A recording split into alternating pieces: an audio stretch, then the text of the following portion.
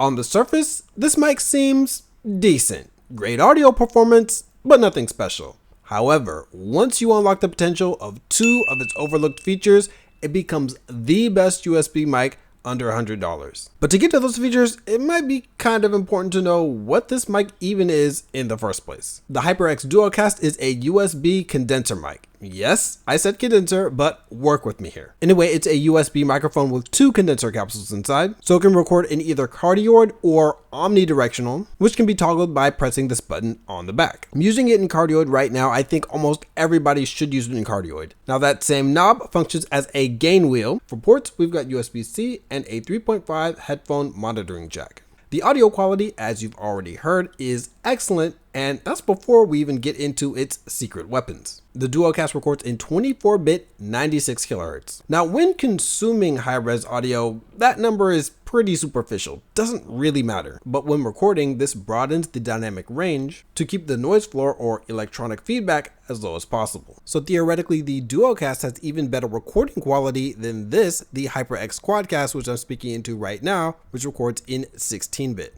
And this thing has 3 condenser capsules inside, which is way overkill because for cardioid, you're only going to need one facing forward. But hey, if you really need all these different polar patterns or you just like the stylish look of the QuadCast, by all means hit it up. But now for the DuoCast first secret weapon that makes it so great. So you see this right here? The overlooked build of this device is actually an engineering masterpiece. In addition to the internal pop filter, which has moderate effectiveness, this inconspicuous shock mount is the best that I've used. The DuoCast has extremely low handling noise and top-notch shock resistance because of how these bands keep the mic stable but still allow it to move with the vibrations. With the cheaper HyperX SoloCast, any keyboard typing, slight desk bumps, or any handling of the mic itself, it's going to completely ruin your audio. Now on the QuadCast, these sounds are dampened but not eliminated because the bands are pulled so tight that there's no give. So the kinetic energy rises up through the whole body of the mic anyway. So to demonstrate the handling noise of the QuadCast, here's a few bumps on the desk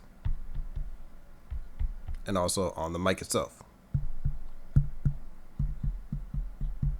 It makes the bumps from keyboard typing or light taps on a desk basically imperceptible, even when used on a desk without a mic arm like I'm using it right now. See, this is kind of like optical image stabilization. While you're walking around with the camera, the point isn't to keep the optics completely still. You want that slight wobble to compensate for the jerkiness of natural movement. Like I've demonstrated when I touch like the boom arm or something, or I touch the shock mount itself, you can see that the mic is wobbling a little bit, but you don't hear that boom in the actual audio recording, which is perfect. Now, of course, I still do recommend using this mic on a boom arm, and the included mount has both 3/8 and 5/8 inch threading for boom arm use. So even though this thing is made of a light plastic, the practicality of the build is fantastic. Way more impressive than that is secret weapon number 2. The DuoCast is compatible with HyperX's Ingenuity software, so check out this AI noise reduction filter. Right now I'm doing a little keyboard typing with the noise reduction filter turned off, and I also have a pretty loud PC fan behind me, which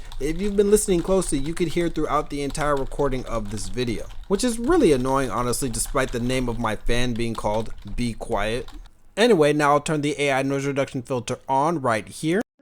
And immediately, you don't hear that PC fan anymore. That was super annoying. And as I'm typing on my keyboard, the clacking of those keys, the sound is drastically reduced. But as I turn it off, you'll notice it does change the EQ of your voice. Like it gives a little bit of extra body that wasn't there in the original recording. And even myself, I'm trying to figure out exactly what these settings do, like the cutoff frequency. I have this over on 2. It seemed to give me the best effect without too much of the warping of my voice, but there's 10M. It doesn't explain what any of these are. Maybe it's in the instruction booklet somewhere that I missed. But yeah, a quick guide or something like that, or like a little help panel or something would be really useful for that. When you turn the noise reduction filter on, you also get access to a limiter, which will make it so that if you peak the mic, like if you make too much noise, it will like cut the audio, like it will cap it to a certain point. So it won't cause any sort of clipping, like if you're yelling too loud or something like that.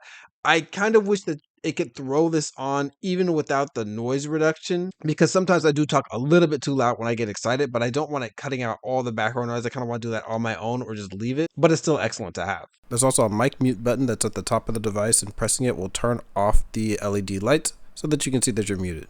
And I didn't even mention all of these cool lighting effects that you can do in here. And there are quite a lot of them, and you can stack them together. This one's actually really cool because it'll let you know like when you're peaking. As you can see on the mic, it'll increase as my voice gets louder. So if I like peak the mic, you can see that the bar fills all the way up. And right now I just have 3 different effects stacked together. It's pretty nice and subtle, but I still like the aesthetic of it. So it's also the most stylish mic, under $100. So what makes the QuadCast the best USB microphone under $100? The build is great. It's got an integrated pop filter. It's got the best integrated shock mount that I've ever used. And the software features like the AI noise reduction filter and the lighting effects put this mic on a different level than the competition.